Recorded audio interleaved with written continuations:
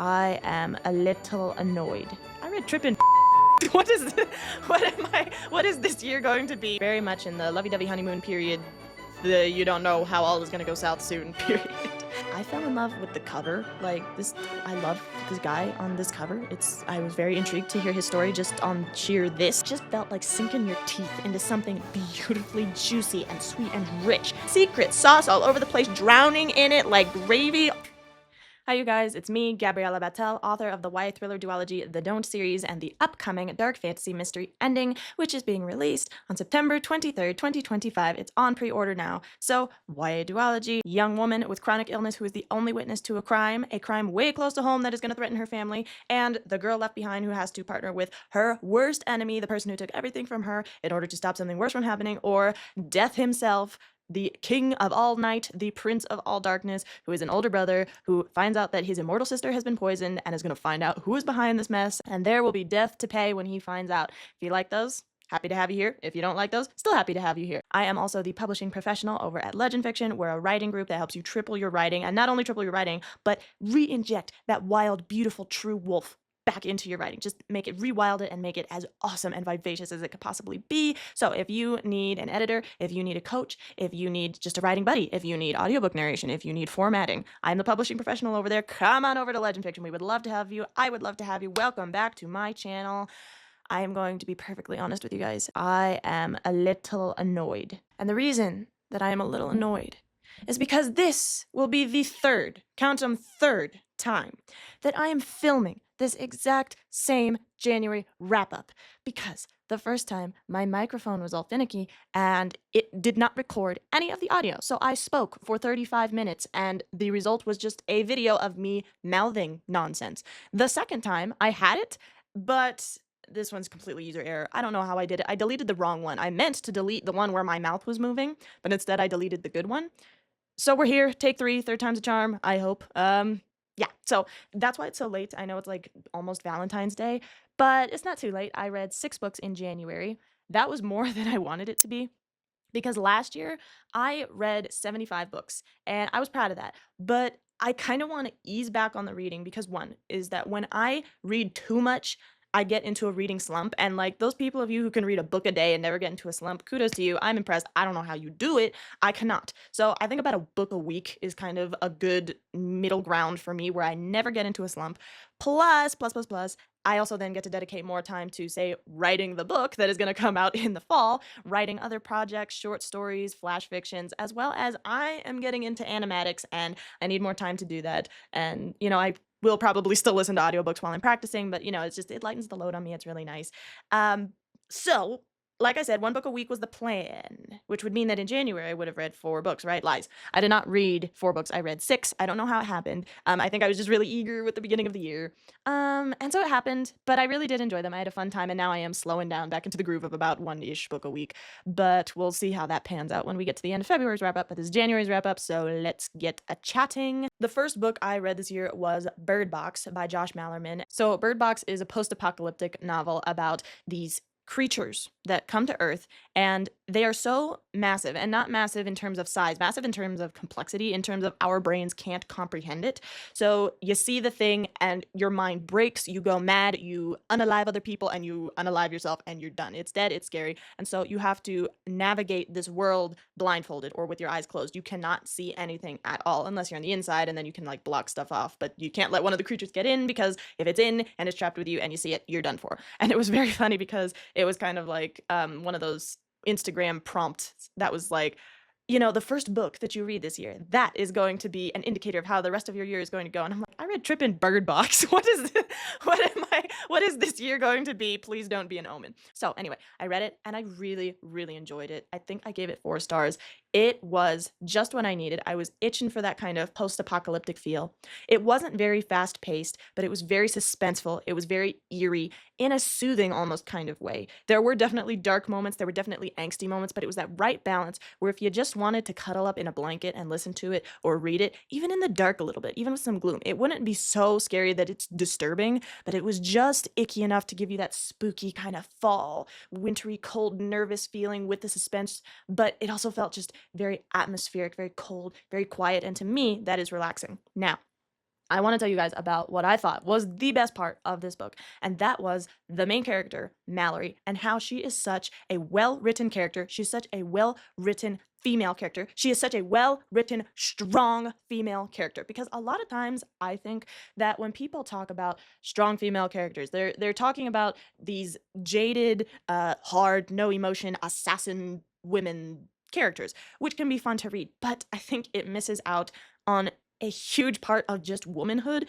which is not even just womanhood, of personhood, which is we all feel feelings. We all feel, even the jaded ones of us, even those who have hurt and have become numb. It's because we are feeling something, and we don't want to feel something, but we are feeling something. And this really took that and ran with it, because Mallory, she's dealing with this unexpected pregnancy right as the apocalypse pops up. I mean, seriously, the timing is so scary. And she's scared and she's sad and she doesn't know what to do. She's not this like super competent character who has all kind of, wilderness survival instinct or training or army anything. She's a young woman with an unexpected pregnancy, and then the world ends and she handles herself. She's sad, she cries in the book sometimes. She said that she's scared, but she takes it and she's like, I've got a goal. I have to protect myself. I have to protect my baby. I am going to survive. And so she takes these scary steps. Her sister, this is not a spoiler, it happens very early on. Her sister falls prey. She succumbs to the creatures, and so she's dealing with that, having seen her sister just absolutely annihilated. She blindfolds herself. She walks down the block to a safe house blindfolded. She goes in. She becomes part of this group. She carries her weight. She thinks, and it's this great arc where you see at first she's pretty timid. She wants others to make decisions for her. And then as she's growing, you see her making decisions on her own. You see her eventually raising her child on her own and somebody else's child. She's got 2 little kids from infants that she raises for 4 years, all by herself.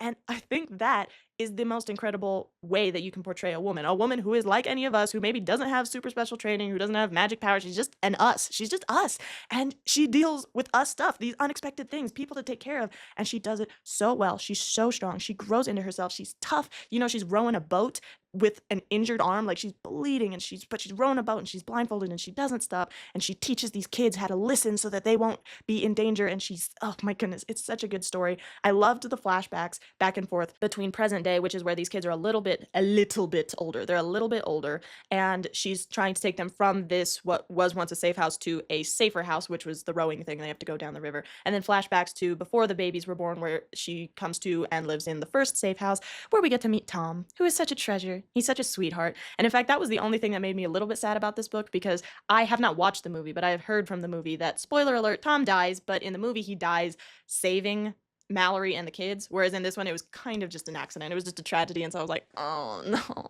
I wanted Tom to have like this big, dramatic, sad, tragic hero moment. But in fact, Mallory was the only one ever with any hero moments, so I am okay with it. I am okay with it.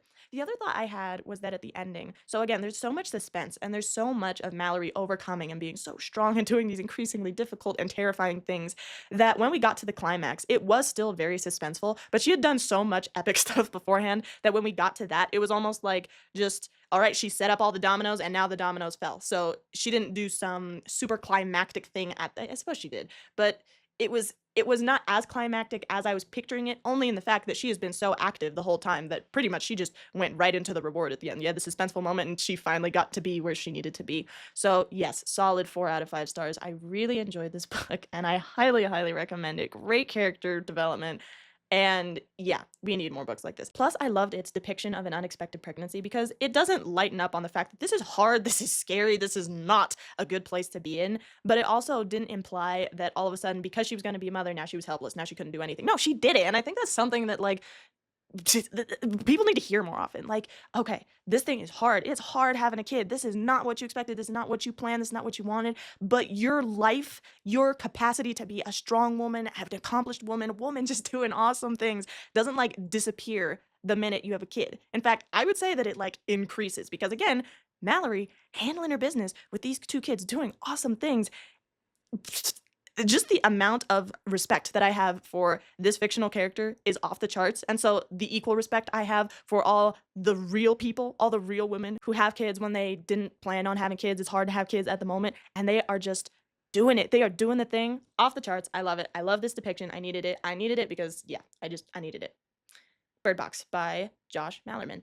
I am going to read the sequel, but not yet. I kind of started that and DNF'd it in January, but I will get back to it. I am the worst brand of mood reader, so just stuff comes and goes. All right, moving on to the next book that I read in January, that being Never Lie by Frida McFadden. This follows, her name was Trish.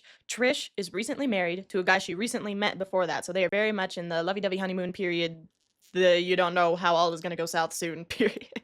And they are house hunting, and they go to this house, and this house is kind of perfect except for the fact that it was the home of this psychologist, psychiatrist, something, who is absolutely, I don't know, world famous, but she was big. She was on the New York Times bestseller charts for these slightly disturbing but very popular books that she would write about her psychology experience. That woman disappeared. This is her old house. They're house hunting, and it's quite possibly haunted. It's giving the impression that it's haunted. That's not all is the way it seems.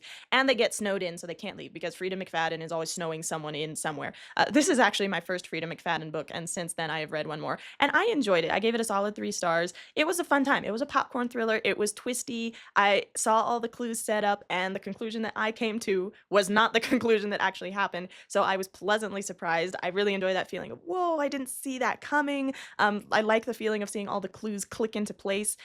It's not, I would say, the most in-depth writing that I've ever seen. In fact, it's very casual. It's very kind of a laissez-faire, quick stream of consciousness, the way we talk kind of writing, which can be a fun time. And then it's pretty quick pace. Something's always happening. You're always intrigued. You're putting clues together. It was a popcorn thriller. I didn't think it was the epitome of all things that I've ever read in my life, because popcorn thriller is not kind of my exact genre, but it's a fun time. I don't regret reading it at all. Again, the twist and surprise, I'm going to admit it, they were fun.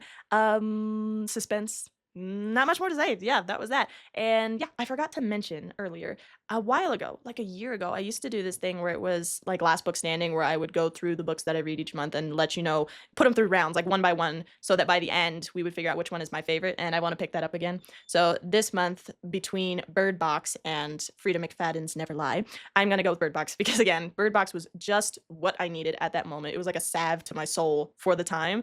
And Frida McFadden was just fun. So we're going to go with Bird Box for now. The next book that I read in January was Manga Classics Sherlock Holmes: A Study in Scarlet. And this is going to be so fast. It is just a study in Scarlet in manga. They don't lean into the characters. There's no new twist. There's no new kind of reimagining. It is just a study in Scarlet transferred into manga. I think that if you just want to get a gist of what the Study in Scarlet is about without having to read A Study in Scarlet, go pick up the manga. It's a fun time. I love the drawings. Obviously, between Bird Box and Sherlock Holmes: A Study in Scarlet, I'm going to go with Bird Box because, again, whole other level. You already can tell. Moving on to the next one, which is Saint by Adrienne Young. Okay, so let me tell you about how I came to read Saint, and then that will weave nicely into what Saint is about. So I really, in a certain very specific context that I have in my head that I can't put my finger on, I love mermaids and I love pirates. I love ships. But again, it's like a very specific context. Otherwise, I don't want it. And I have been itching for that context and wasn't quite sure if I had found it. And I heard about Fable, and I was like, all right, this sounds pretty close. Let me give it a shot. But I wasn't right in that mood at the moment to read that, especially as it was going to be kind of a gamble for me. So I just kind of left it on my to-read list. And I was watching Carrie from Carrie Can Read, and she mentioned having read Saint. And Saint is a prequel to the Fable series. And she was mentioning that she really did enjoy Saint because you got all kinds of references from Fable, but that it was also kind of blah because you knew how it was going to end if you have read Fable. And frankly, I fell in love with the cover. Like this, I love this guy on this cover. I was very intrigued to hear his story just on sheer this. But which is kind of funny because that's not actually how I pictured him at all. But I saw the cover and I heard what it was about, and I was like, okay, this sounds kind of interesting. And I'm pretty good at piecing together stuff that has happened that you would need to know, even if it hasn't been told to you outright yet. So I was like, I'm pretty good at that. I'm going to try Saint. I'm going to read that one first, and then that'll tell me if I want to read Fable. And so then I wound up reading Saint, which is about 2 different characters in this nautical world. Saint, who is a smuggler who is trying to get his license as a legitimate trader. And then there's Isolde, who is trying to basically bankrupt her corrupt mother, and they wind up crossing paths. And let me tell you, this story is lovely. It's absolutely lovely. The way I described it is a bunch of pirates doing nothing, because that's what it is. It is just completely nautical vibes, because seriously, the stakes are not enormous And yeah, okay, the personal stakes are really, they are personal, they are important, but it's not like life or death most of the time. It's not world catastrophic. It's not, mystery. It's just that Saint wants to get his license, and in the meantime, he's just trying to, navigate being a smuggler so he can raise the money to get an actual license to have his own boat. And then it's just Isolde trying to bankrupt her mom. They cross paths. They don't really trust each other because they shouldn't. Slowly but surely through the boats and the smuggling and the trading and the ocean, they start to fall in love, and it's this beautiful little love story. I enjoy Saint so much. He's such a sweetheart with like a tragic past and, criminal history. But it kind of reminded me of Kaz Brecker, where he's like a criminal and he does criminal things, and he's not afraid to get into the fray and do some harmful stuff. But he's got a conscience and he's got a heart, and a he's such a lovely person to the people that he loves, the people that he cares about. He protects them.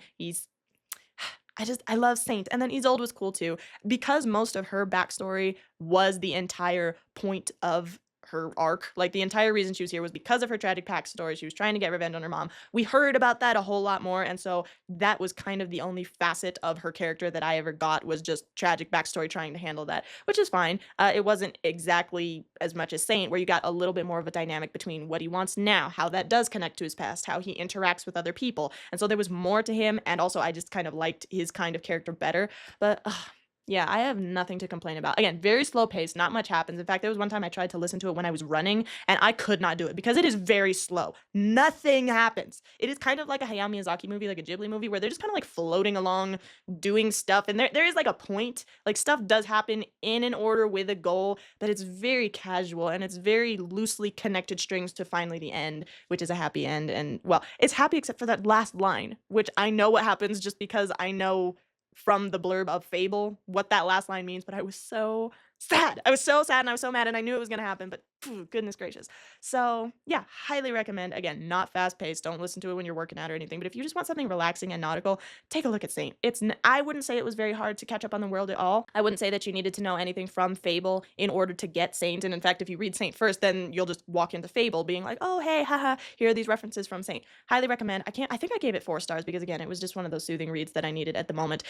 Between Bird Box though and Saint, I am still gonna go with Bird Box because that one just hit different. Okay, then I read I Am the Swarm by Haley Chewins, and holy moly, this book is heavy. So just trigger warnings. This follows Nell, who is part of this family where all the women in her family at the age of like 15, they come up with some, I don't want to call it a magical power, but they have a supernatural, abnormal, paranormal characteristic to them. So for example, her mom will age differently every day. So one day she'll be 40, another day she'll be 20, another day she'll be 35, and then back down to 25. It changes every day. Her sister has music in her blood, actual orchestral audible music inside her blood. Her grandmother can feel the building that she's in within her own body. So like, if a mouse kind of runs across the floor in the other room, the grandmother can feel it in her own body, that kind of a thing. And so Nell's power, Nell's characteristic, her capability, whatever you want to call it, her emotions are insects. They come out as insects. So when she's angry, then wasps will come. If she's disgusted, then I think it's roaches. If she's ashamed, then little beetles will come. If she's happy, then little yellow ladybugs, which don't happen very much because this is a very heavy, very sad book. It deals a lot with self-harm and SA and neglect and all kind of sad things. So I still thought it was very, very beautiful. It's written in verse. It's absolutely lyrically written. The poems are excellent. It told a concise but powerful, powerful story. And I really love the magic system. Like just hearing about that without there needing to be some massive explanation for why or some massive kind of world bending conflict that it conflates with. Nothing like that at all. It is just a family dealing with this very, very tragic situation where Nell's sister, I cannot remember her name, but Nell's sister, she self-harms because she wants to hear the orchestra in her blood, or at least that's one of the reasons given, but then it's discussed later on in the book that maybe that would just be, maybe she's struggling with something else. It's not that just she wants to hear the orchestra in her blood. So because her sister is in a hospital, then her mother, who never really matured, like she is not, being a mom does not come naturally to her, and it is not her forte. So she's trying to focus so hard on the sister who's in the hospital that she's completely neglecting Nell, and honestly kind of sometimes emotionally abusing Nell. Not intentionally, I don't think, but it's just not good. And then the dad is just absent. He's completely clocked out. And meanwhile, Nell is also dealing with her absolute creep of a piano teacher.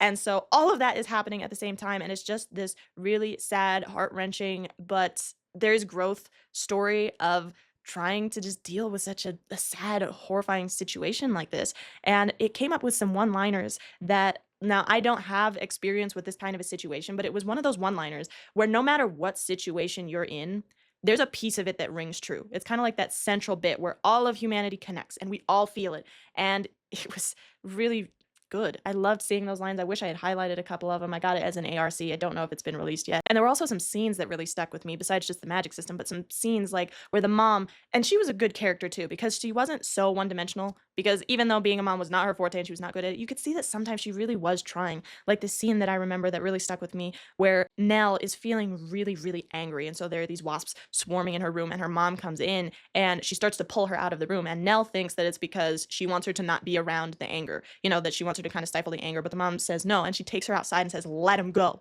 You need more room to let him go. And so it was really, I don't know, there were very many evocative, poignant scenes and lines and concepts and metaphors in it, and it is very thinly veiled. So this is about acknowledging your emotions, not hiding yourself, sharing yourself with the world, speaking up, kind of a thing when you're in such a sad, hard situation. So it's very thinly veiled, but it's so beautifully done that I didn't mind, and it's also very short. So it's I feel like it hit this nice balance of being as just strong and powerful and evocative and hurtful as it was, but it wasn't so much so long all the time that at some point it became draining. It just hit you and left. And it hit you, well, it left you though with thoughts. It left you with things to chew on. And one of the things that I really enjoyed too, again, there were a good handful of things that really, really stuck with me, which was her interactions with who winds up being her boyfriend. Because for the longest time, we don't get his name. And he's just in her phone as antidote. Because at the beginning, she is using him, and I'm gonna say he's using her too because he's got issues at home. So they are using each other and how, they're making out and stuff like that. They are using that as just a crutch, as like medication for these situations that they're in. And I was so glad that someone finally brought that up because everybody is so into this like swoony romance thing, which don't get me wrong, I love me some swoony romance. I just don't like smut. And here's the thing though. When it gets into terms of smut, which there was no smut in this book, but it was kind of implying that maybe stuff on the spicy end was happening, if not towing into smut. It wasn't explicit. Again, nothing like that at all, but it was just implying that that would be happening. And I really like that it correlated that to there's some issues going on. There is two people using each other for this good feeling because there is so much just trauma going on.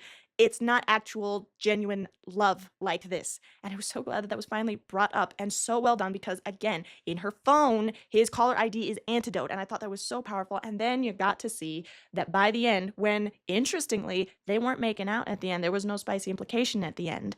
That is when they know each other's names. That is when they truly start to love each other. I thought that was very poignant. I thought the whole book was very poignant. I highly, highly, highly recommend it. I gave this one another 4 stars. And I feel bad giving all these 4 stars because again, it's always, you all know this, it's so subjective to me. And I only give 5 stars to the ones that have that absolutely inexplicable secret sauce. And none of these quite had the secret sauce, but they were so high up there. I have the highest praise, highest recommendations for these. Please, please go read them.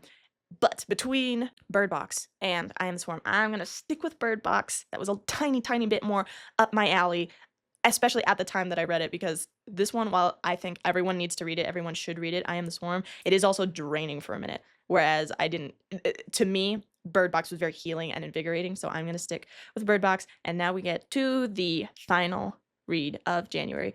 That is Nocturne by Alyssa Weiss. So I am going to give you a little bit more than the actual blurb on the book gives you because I feel like the blurb on the book misses out on the key hook. So what the back of the book says is that there's this young woman whose name is Grace Dragota. Great name, by the way. Grace is a ballet dancer at this struggling troupe in Chicago in the 1930s during the Depression and also gangsta time. She has lost her whole family. Her brother was killed by gangsters. Her mother died of grief. This elderly gentleman who was like a grandfather to her, he died. Her father died. So like she is all alone in the world, but she is not quite the prima ballerina, but she's up there as the prima ballerina of this struggling troupe. And then the back of the book will tell you that one day when they do their recital, when they do their dance, there's a mysterious stranger who takes interest in her, and maybe there's a little bit of magic involved. What they don't tell you, what I think they need to tell you, is that this stranger is Death. Death himself takes an interest in Grace, and that had me hooked. I was like, that's it. Are you kidding me? This glitteringly written book set in 1920s Chicago with a Sicilian American or Italian American ballerina who has lost her entire family, and Death himself takes interest in her. That is precisely written for Gabriella Battel. So I dove right in, and let me tell you, it took me, I think, 2 months to finish this book. So I finished it in January, but I didn't start in January because it was so beautiful that I did not want it to end. I was afraid to actually get to the ending and for there to be no more of this. It was so beautifully written. And let me tell you right now, you remember how I said that Saint is pirates doing nothing? This is even more of nothing happening. There is no plot to speak of. Can't find it. If you find one, I think you're wrong. It's a false plot. There is no plot here. It is all vibes, but I was there for every single scene. And of course, I'm exaggerating. There's a little bit of a plot, but I was here for every single scene where we were following Grace, discovering something new, trying to grapple with the idea of, is there more in this world? We're longing for that magic, and she's searching, and she's trying to heal herself after all the loss she's had, and it all kind of weaves together into her dancing, and then the description of the dance practice, and the place where they live, and 1930 Chicago, and then the actual recital, and then when she meets Death, and he takes an interest in her, and then he brings her to his house, and then deeper and deeper and deeper into this dark, beautiful magic. Every line is a poem, every scene is an entire movie. You could sit there and that's why I didn't want it to end, because there was a payoff that I was looking for at the end. And again, it was there. It was completely satisfying at the end, which I'll get to in a second. But I wasn't there for the payoff. I wasn't there for, I wonder what's going to happen at the end. I was there for every single line, for every single scene that just felt like sinking your teeth into something beautifully juicy and sweet and rich. And oh my, like just that feeling. And in fact, there's even a banquet scene that is both disturbing and disgusting, but absolutely delicious and amazingly written and beautiful. And that one stuck with me, and so many others stuck with me. Just the great mixture of beauty and grit in this story. And there's a little bit of a mystery going on, but you discover it as Grace discovers it, and it was fantastic. And the ending, again, super satisfying, because there's this thing that a lot of fantasy does where consequences get to be reversed because of some magic system. So you make a choice, this happens, consequence, but it kind of gets to be reversed because there's a loophole in the magic, or this reverse kind of magic can work and then the consequences shift. No, not here. The consequences are all in, and I think it's so much more powerful for that, and it really elevates our main character all the more for it. Not gonna give you any more than that because you just need to go read it. And another plus for me that I was so happy about, so I am always on this channel grousing about how there is no actual representation, no good representation, or just no representation at all of Catholic characters in books, and I apologize for nothing, but this one had it. This one, she's a Catholic character, she was Catholic, and she brings that piece of her culture, of herself, into the book. She's comparing stuff to prayers a lot, and she's grappling with, okay, so I've met death. How does that connect to God? And okay, so here's Death City. Is this like heaven? This is not what I was picturing, but it's not like absolutely throwing God off to the side. It's not being flippant about God. It revels in the magic and in the fantasy, but it also revels in her Catholic faith, her Catholic culture, how she struggles with it, her just herself as a Catholic person. She struggles with it. She's like, I don't get this. This doesn't make sense. Why would God allow this? And just seeing those inputs, those really fluidly done, these very naturally done, beautifully written pieces of her character that made sense. They weren't obtrusive, they weren't annoying, they were just so good, and the character was so good. And this book was made exactly for me. 5 out of 5 stars. You know, I just said that I only give 5 out of 5 stars to the ones with the secret sauce all over the place, drowning in it like gravy. Oh my goodness. This was just the book for me. Highly, highly, highly recommend. Go read this book right now and sit there and savor it. Savor the banquet scene, savor the labyrinth scenes, savor the mud and the blood and the ache and the bones and the handsome depiction of death. Oh my goodness, I love death so much. Go read it. I love it. Between Bird Box and Nocturne, Nocturne all the way. So the winner of this month's Last Book Standing, my favorite book of January for this wrap up, is Nocturne. Congratulations to Alyssa Weiss and Nocturne for being my favorite this month, and thank you for that absolute gem, because I needed that. I was very pleased with that, and I loved it.